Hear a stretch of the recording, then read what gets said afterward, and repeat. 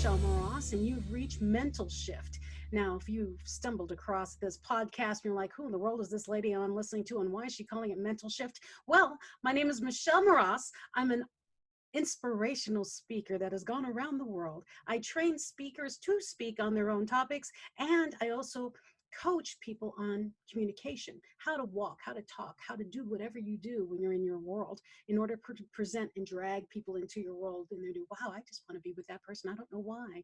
So that's what I train. I have 2 books that are published behind me. If you're watching video, one's Eat, Drink, and Be Merry. It's based off my TEDx, and It's Not Luck, Overcoming You. I wrote that during my cancer journey. So I have a bit of a background in storytelling, and it's kind of my gift, and it's what I love to do. I also have this podcast because I love to hear the stories from other people, and the best way to do it is to ask them questions, and that's what Mental Shift is about. What made you shift in your world to make you do what you do? And why do you do what you do? That's what Mental Shift is about.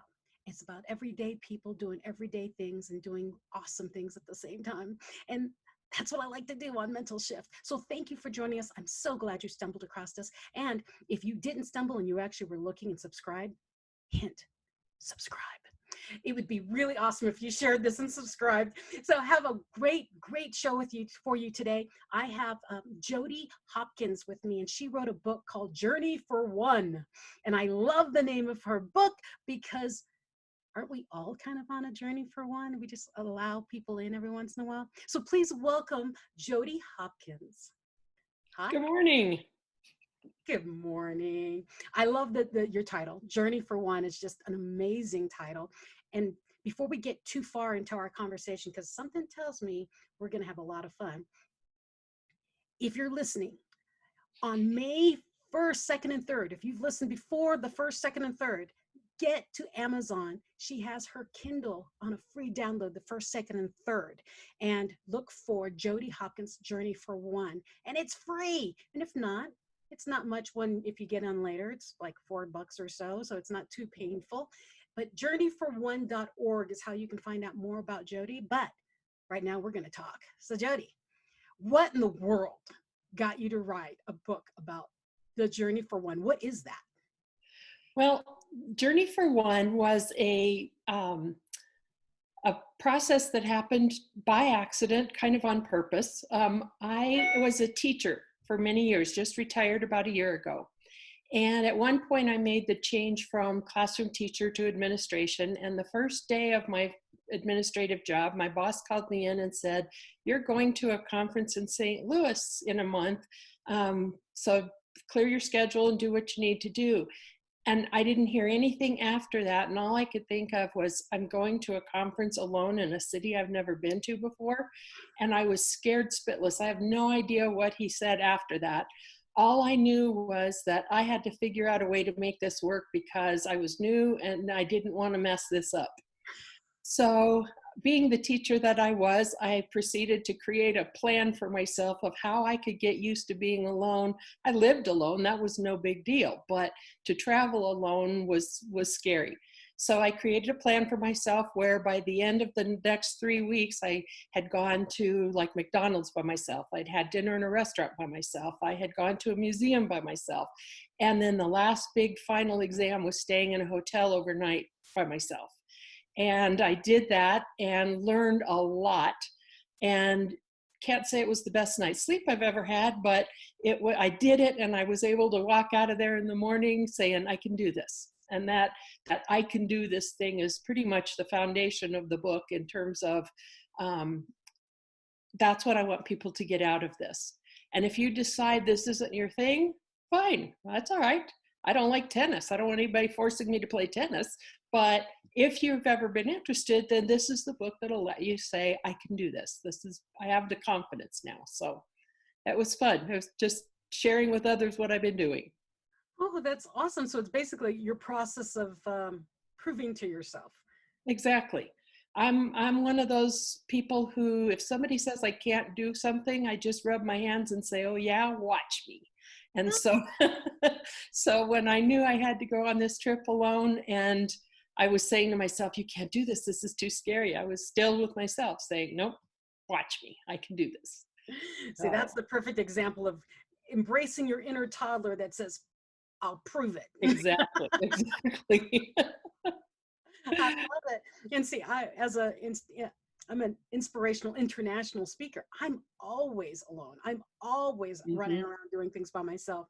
And I think because I come a very large family, I I was always doing things in groups. So when I finally was able to do something alone, it was like, wait, I don't have to do this with a group. Hmm. I can actually have my own bed. Exactly. I'm doing it on my own. So A I've big girl always, now. yeah, I've got my big girl panties on. I'm going. And so I really enjoy traveling alone. And what I found, and I don't know if you found the same thing, but as a woman traveling alone, it's people, one, look at you funny, or they expect someone to show up to take care of you. And it's bizarre because I'll do a table for one. And I'll Uh-huh. sit down and people do, is anyone joining you tonight? No, Hmm. table for one. Hmm. And then they'll come by, the waiter will bring me food or whatever, the server will bring me food, and they do, is anyone joining you? Should I, Hmm. take this? I'm like, yeah, take it. I'm alone. I mean, how I'm many good times with do I have to that. tell you I'm alone? I'm okay. But it's just, it's funny the mentality that Hmm. even in a progressive world that we live in, people expect you to not be alone if you're a woman. So is your Hmm. book directed to women traveling alone, or is it kind of, Primarily, I think it's certainly applicable to men, and I tried very hard to include men in when I was writing in terms of examples and questions and those kinds of things. But I think at least in our culture in the U.S., it's a pretty female-based phenomenon. And I think it comes a lot from, sometimes we hear those things about one is the loneliest number, and there's all these sayings and quotes that say being alone is a bad thing. And I found that it's quite the opposite. I am by nature an introvert. I happen to be enjoying this quarantine time that we're having, and not not feeling punished at all. So I do like talking with others and being out with others, but I get my energy from being alone. So to travel alone was the next logical step. And I find that that's exactly why the book was called Journey for One, is because I thought about those times going in and saying table for one, and having people say, really, is that all? Or looking at me like, oh, you poor thing, why can't you get anybody to eat with you? I mean, it just those kinds of things. And so I found that if I would go in and say, I get to enjoy dinner by myself tonight, could I have a table for one? That if I took on the initiative to create the message that this was an okay thing, that then they would be too. And so that has helped a lot. And being able to say, I'm here by myself. Give me the best table you got, or things like that. yeah, I That just say, can you face me towards the door? I like to people watch. exactly. And it becomes, it's like anything else. It's scary at first, and you don't feel comfortable. And in the book, I go into take a crossword puzzle book with you, or take your phone, or read a book, or have something that occupies your mind, so you're not just sitting there staring into space, feeling awkward. So it's yeah, and I find some of my best stories come from restaurants eating alone. Yeah. The last time I ate alone was in LA at some bigger hotel. There was a big protest going on outside, so I had no idea what was going on there. But the airport shut down as soon as my plane landed. And Oh. I'm sitting at a restaurant having my brunch at the time. And the most amazing people were coming in. And normally, if I was with someone else, I would have never noticed them. But because I sat alone and I was facing the door because I like to people watch, Jesse Jackson walked in, some other movie star came in, Wow. two other, like a producer and a singer came in. I'm like, I mean, all these people kept coming in. I'm like, I am so glad I am facing the door right now. It was Facing the door and alone, because if you'd have been with somebody else, you'd have been focused on your conversation with them and never seen it. exactly. And so like with this, the whole journey for one, I was telling you earlier, I think we're all on a journey for one, uh, Mhm. every day of our lives, and that we allow people to jump on the train every once in a while with us, but really we're on this cart alone, and Mhm. we came in the world alone. We're going to go out the world alone, and the most important thing in finding, I don't know, resilience and resiliency and uh, being comfortable with who you are Mhm. is being alone and Mhm. liking being alone. I mean, Mhm. I always say introverts unite. And it's perfect because we're all, people don't believe it, but I am an introvert. I mean, the definition is, how do you recharge? Yes, I can charge off of people to an extent. And then I get really tired and I must retreat, and I retreat far. So far I bought a cabin out in the mountains of Colorado, because I retreat so far. Because if you watch me, if you've seen me, I'm always on stages. I'm always traveling. I'm always. And then I do done. And I go off to my cabin and I don't have internet. I have nothing for a week. Just That's so I can awesome. recharge. I sit there with a book, a puzzle, and trees, and a couple of deer that walk in my backyard. And it's how I recharge. So really, I am an introvert. So this entire quarantine thing, I'm loving it. I love it. And if I could do my big stage things from an internet more often, I could do this. Because I've done speeches in India from here. Sure. Because Exactly. they canceled, the live events canceled, right? So it's been awesome, the things we can do alone. And absolutely.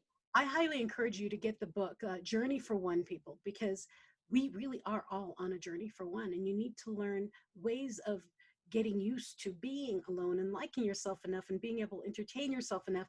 Because those of you who are right now sitting here listening to the podcast or watching the podcast on my YouTube channel, youtube.com/Michelle Moras, shameless plug. Yeah, if you're sitting there and doing, I'm all alone and it's driving me crazy, you need to embrace the inner version, the inner child in you, the one who could still imagine things and be able to find something fun to do for yourself, something to entertain you, something to make you not feel alone, and then learn to like being alone. Because, you're not always going to have crowds of people around you. And I think it's like you're saying right now, the secret that I discovered was that there's a big difference between being alone and being lonely. I can be in a room full of people and be the loneliest I've ever been in my life, because I don't feel connected. I don't feel a part. I don't feel at ease there, whatever it is. But I can be, I've moved, 12 years ago, I moved to Vienna, Austria by myself, and took a job at an international school there. Thought I'd stay for 2 years. It was going to be just a little adventure after I retired from teaching in Denver. And I thought, okay, I'm going to go on this little adventure. And I got there and I loved it. And that's where the real love of traveling alone kind of started, because from Europe, it's easy to travel to Spain for a weekend or go to France for spring break or, whatever. Or Poland. I see Polish pottery behind you. Polish pottery, Czech pottery. And it became a thing where I was on this quest to go to as many countries as I could. At present, the count is 41, and many of those by myself. And I have found that it's so much more fun by yourself. Like you said, you get to do what you want to do when you want to do it. If you want to eat a corn dog at 6 a.m. from the coffee shop downstairs, have your way. That's fine. If you want to, eat a donut for dinner at 10 at night, go ahead. If you want to go here or there, I'm not a particularly big museum person. So for me to travel alone and not have to deal with, let's go to that art museum, is, a gift to me. But it's finding your own thing. And I think that's the message too, and the big push in the book. The book is like a little workbook where you go through these exercises. Each chapter starts out with a little story, either about myself or someone else discovering themselves on a trip by themselves. And then it goes into kind of what do you already know about this? What do you think about this? What do you feel about this? Then it goes into a lesson. Here's what I have to teach you about this topic. For example, fear. Here's what the research says about fear. Here's what I've experienced about fear. Here's what do you think about fear? Then we go have a field trip. My teacher comes out in me and we have a field trip, and you go somewhere by yourself. There's an assignment. One of the assignments is go to a movie by yourself. But while you're there, don't pay attention to the movie or a sporting event or something. And don't pay attention to the movie. Pay attention to how many other people are there alone. Because you get so wrapped up in your own mind and your own uncomfortableness that you forget that you're not the only one. And it becomes really interesting to see, there is a big group of us out there who like to do that. And then in the end, there's always a celebration. I'm big on celebration. So, whether it's yay, Jodie, or, it's take yourself out for a glass of wine, whatever it is, celebration is important. And the psychologists say it's important because then it reinforces that positive feeling that we get from having done something successfully, that increases the likelihood, that we'll do it again. So that's, Well, that's fabulous. Play and party. Those are the two words that are big in my book. Well, and I like what you said about when you travel through Europe. I love traveling around in Europe alone. I'm not a big museum person. Well, one, I didn't like the lines to get to them, but I'm a big church person. So in Europe, I would love to go see the old ancient churches. And my friends are like, let's go get a beer here, or let's go here. I'm like, I kind of just want to go there. I just want to walk in and see the architecture. I like architecture. And so I would go look at the old buildings and go inside them because I wanted to see the old building. And so what I ended up doing is I would take my babies. My babies were born in Europe. So I would have, first, it was only one and I was pregnant. And then I had the other one on my back, that kind of thing. And I would travel around Europe, jumping on trains, just exploring the world. And they're like, people would stop me and do, why are you alone with these babies? They're mine. Yeah, they're mine. And then when we came back to the States, I would do the same thing. I would just road trip. My poor husband, I'm quite sure he put a tracker on my car and my phone because I disappear.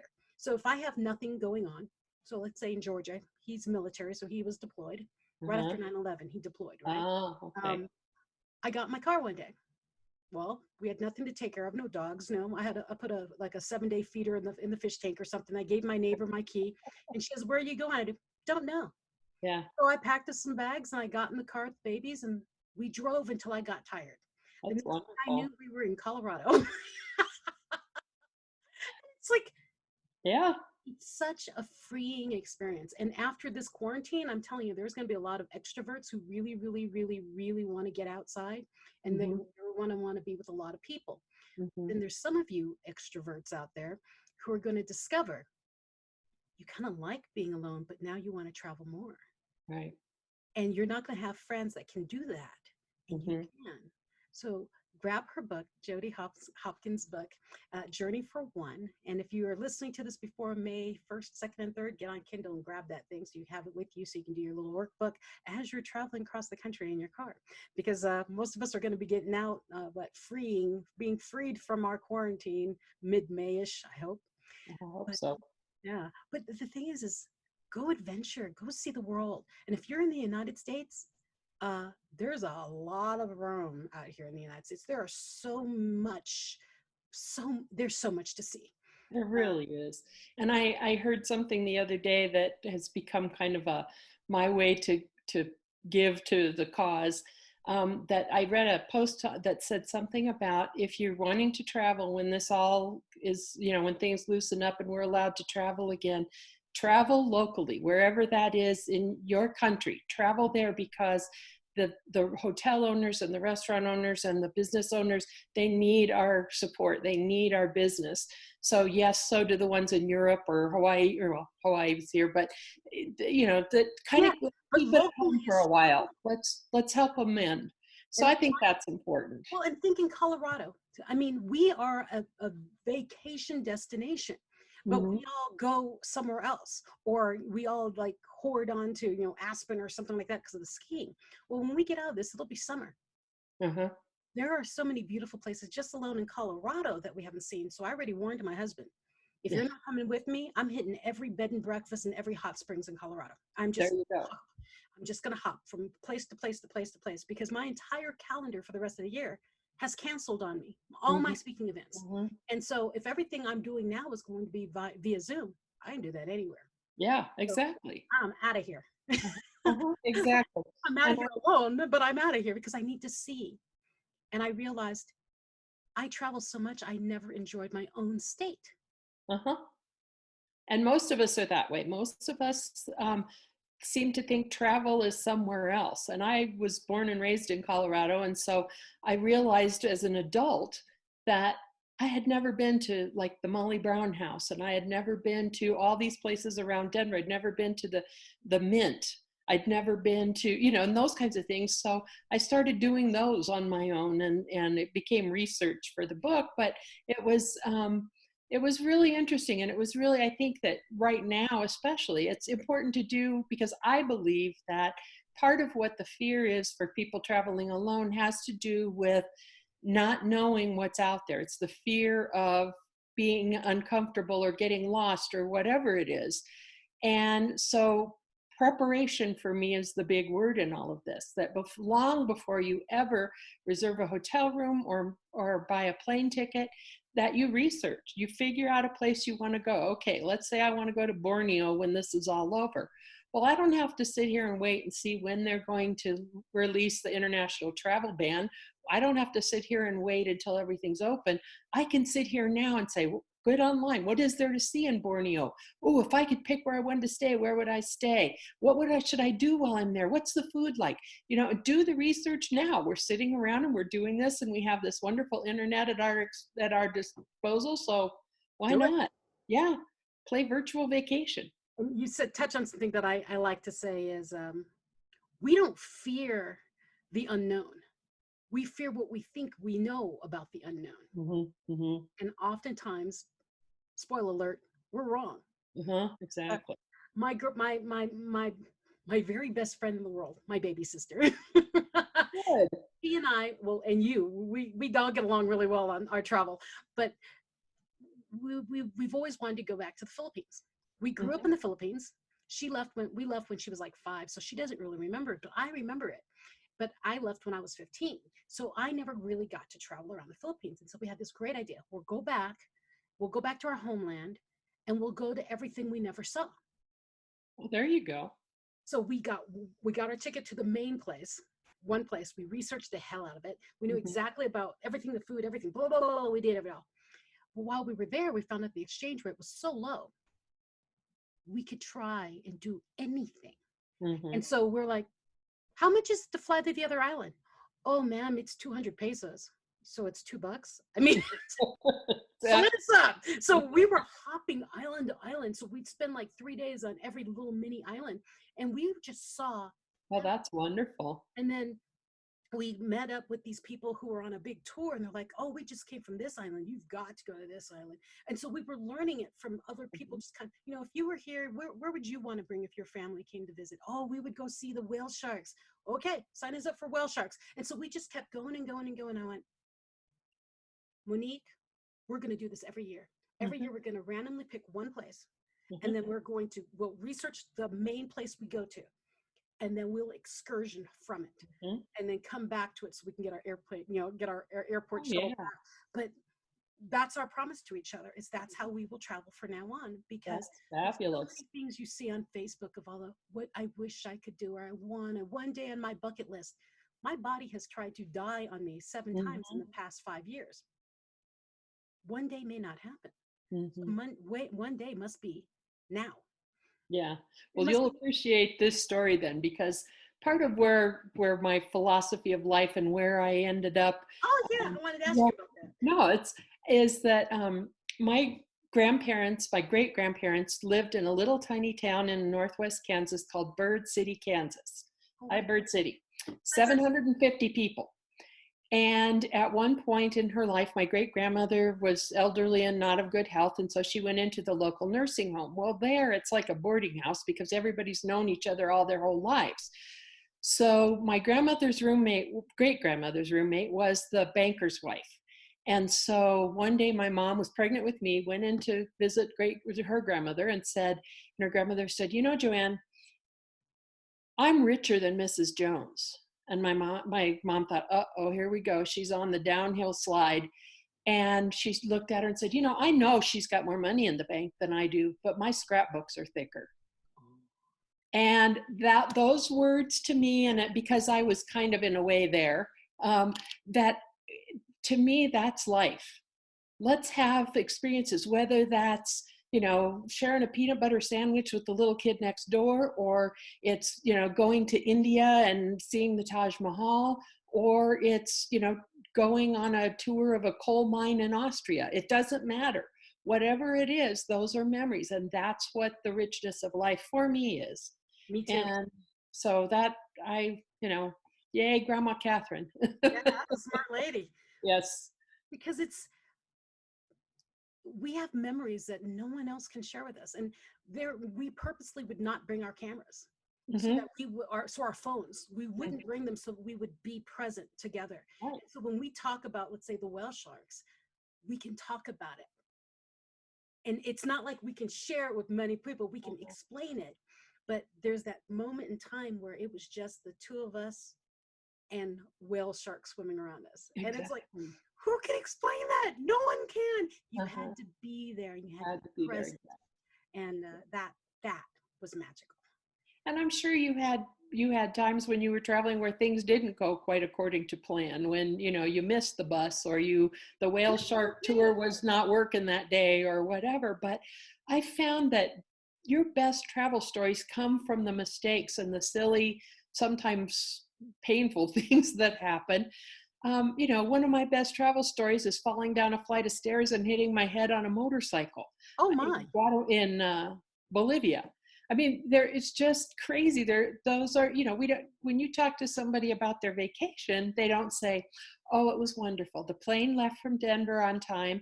And then we arrived and we went to this restaurant down the street. The prices were so low and the food was, that's not the narrative that you hear when somebody tells about their vacation. They tell about the goofy little restaurant they came upon by accident when they were looking for something else. And and that you met this man who had been a coal miner in Austria, and you talked to him and you ended up at his house with his wife for coffee. And those are the things that the best laid plans are sometimes not the best plans.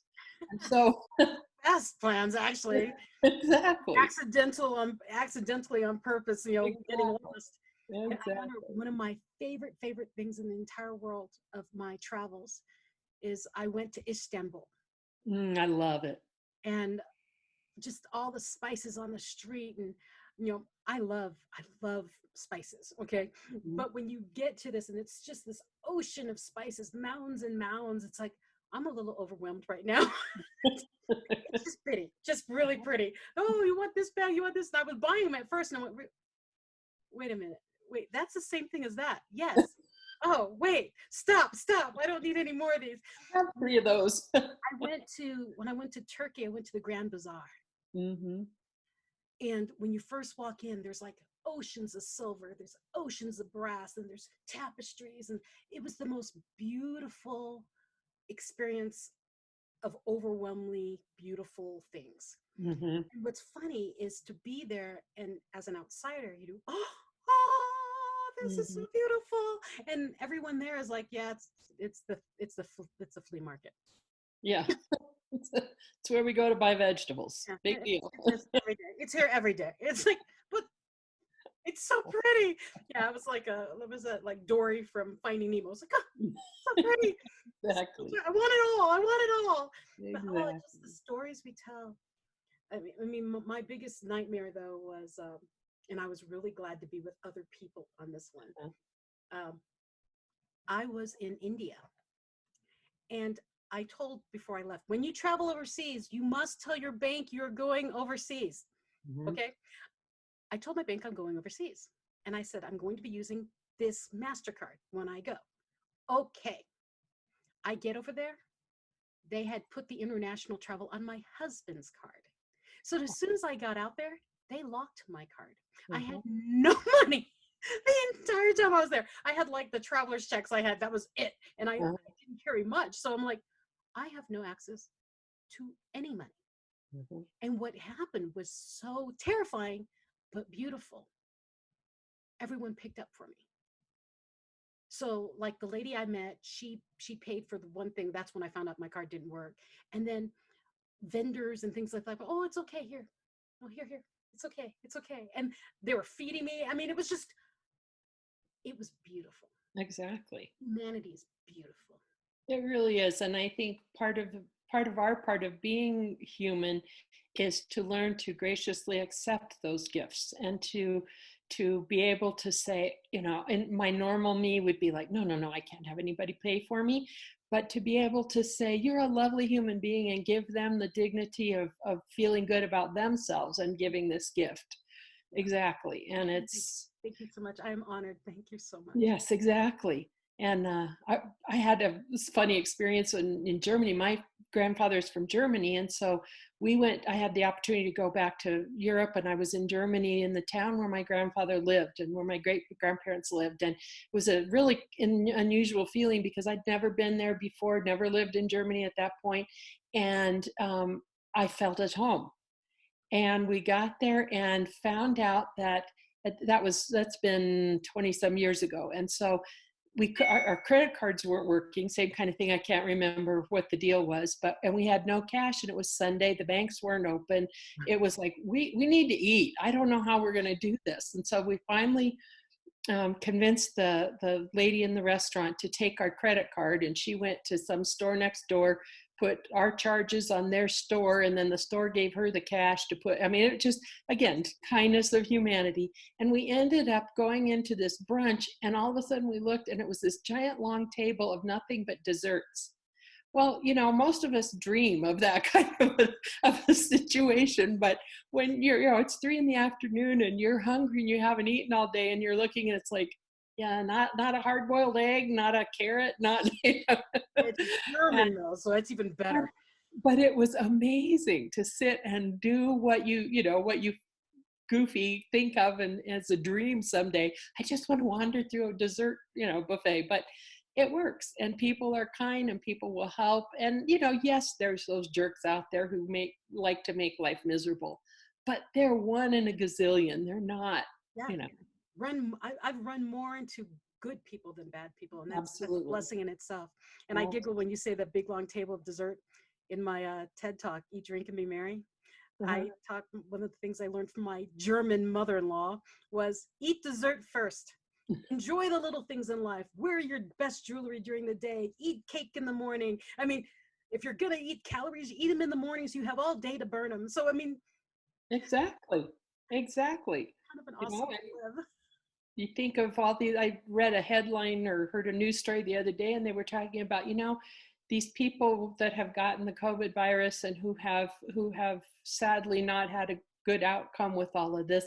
These were people that had plans for tonight. These are people that had, plans for tomorrow, and it didn't happen. So, embrace today and do those things that, God forbid something happens, you got to go out with a smile on your face, kind of thing. And that's one of the things about me when people meet me or they see me online and she's so happy, she's got to be acting. No, I live every day like it's my last day. And I mean, like I told you, my body tried to die on me 7 times in the past several years. So in my mind, I will never leave this house, talk to anyone, do whatever, and leave them on a bad note. I will always leave everyone with an up note, and they will always know how much I cared for them, how much I respected them, how much I love them, because you never are promised tomorrow. Exactly. I mean, I was in my car doing just fine, and then got hit by another car and lost everything. I mean, my memories, everything.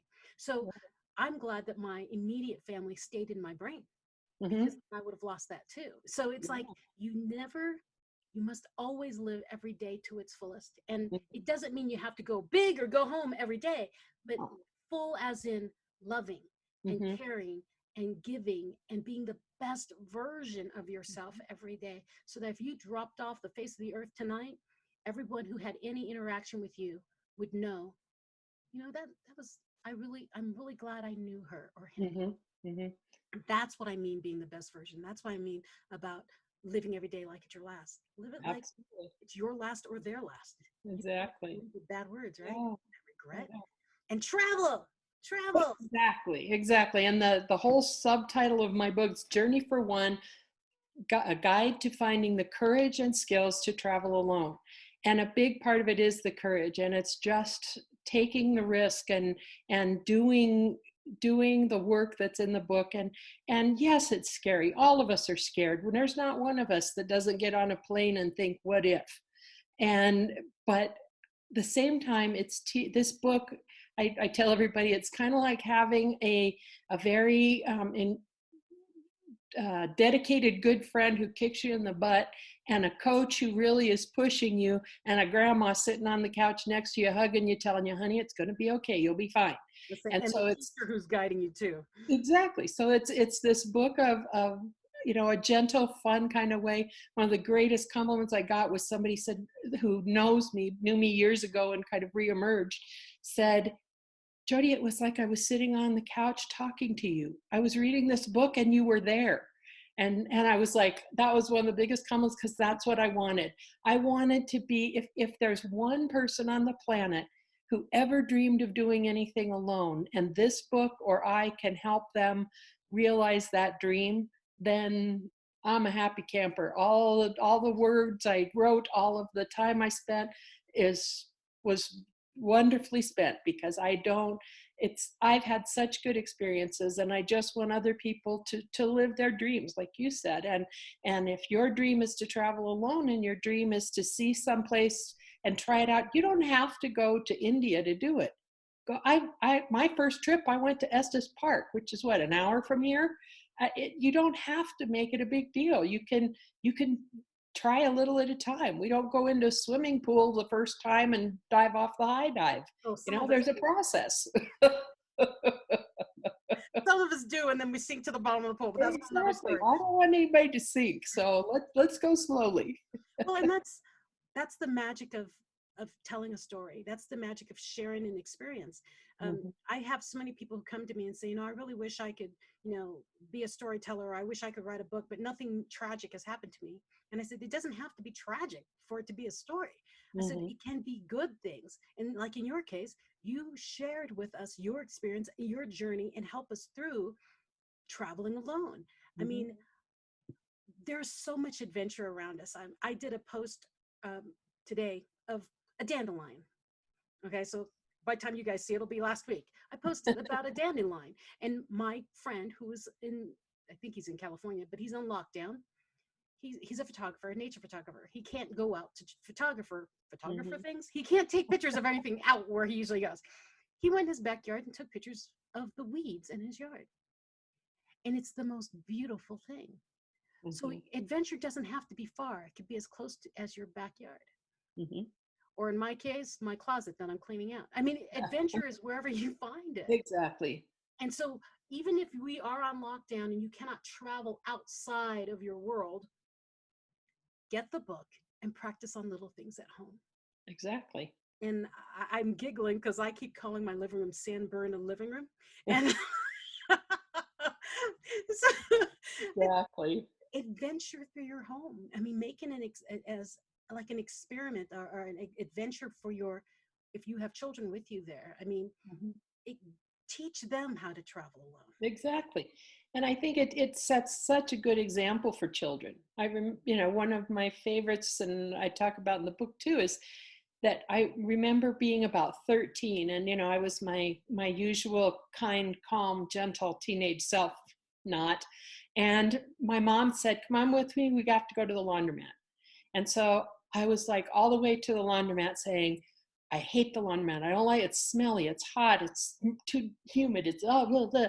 And my mom said, boring. No, you've got this all wrong. It's an adventure.